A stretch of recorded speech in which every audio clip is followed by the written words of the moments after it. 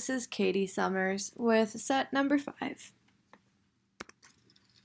The first book I chose is If I Never Forever Endeavor by Molly Mead. The genre is animal fiction. The award given is the Kirkus Review's Best Children Book Award, and it's for grades K4 through 1st. The plot is about a bird who is afraid to take the leap out of their nest, and he does eventually try, and he does flail and he does thump himself, but then he does fly through the air, and he never regrets this, and he meets a good friend, he sees the world, and he is very joyful that he did endeavor. And I picked this book because it's just a good virtue book to learn about courage and growth mindset. It has beautiful themes such as freedom, self-esteem, learning how to take risks, and I think it's inspiring. The first lesson I had in mind for this is first grade English language arts.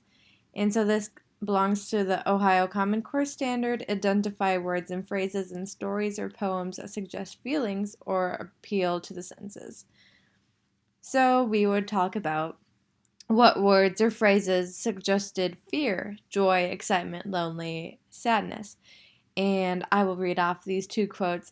I'm dipping and gliding and daring and flying.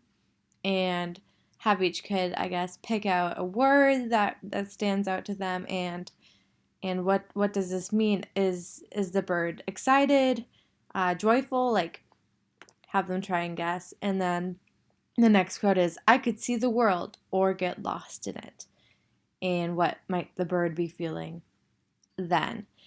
And then we'll have each kid pick out a word or phrase that stands out to them, and then talk to a partner about what feelings or senses are being stated and can they relate to it, and then share with the class. And then what other feelings are there and how might one express them, like anger and disgust, etc. Why are feelings portrayed in books? And so we might think about that, and like it's good to recognize these own feelings because we have them in our own lives and learn how to handle them. And then each kid will create a short little poem to express one of their own feelings, like making cookies, and then also include a sense word having to do with touch, taste, sound, or sight. So making cookies makes me happy because they're so soft and taste like chocolate and smell like butterscotch. I don't know, something like that. And then my next lesson is first grade life science, Ohio Common Core Standard. Living things have basic needs which are met by obtaining materials from the physical environment. So we would talk about animals that require different habitats, different food, water, spaces, homes, and specifically Ohio animals. And so in groups of 3, I will split them up, and they will create a poem, a song, a play, an information video, whatever they would like, as long as it's a YouTube video. So if it's a play or a poem, they have to present it, and then send the YouTube video to me about a different animal that lives in Ohio.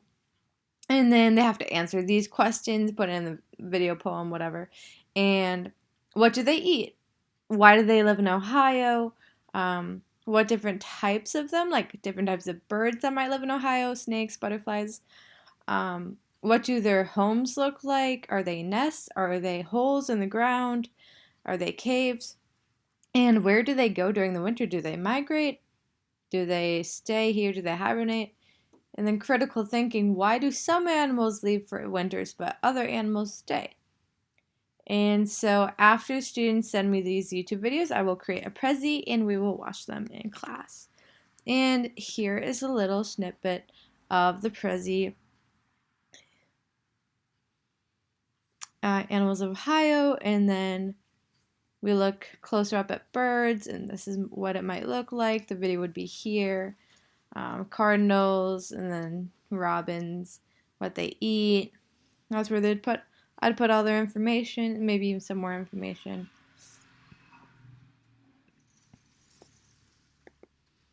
And then the second book is Dr. DeSoto by William Steig. It's for grades K through 4, and it won the Newbery Medal Award. And the genre is modern fable. It is about a mouse that fixes a fox's tooth and creates a secret formula to save himself from being eaten by the fox. I like this book because it inspires creativity, clever thinking, and encourages even the underdog who is at risk to be kind to others. A lesson idea that could be taught is David and Goliath, where the younger, smaller man takes out the giant.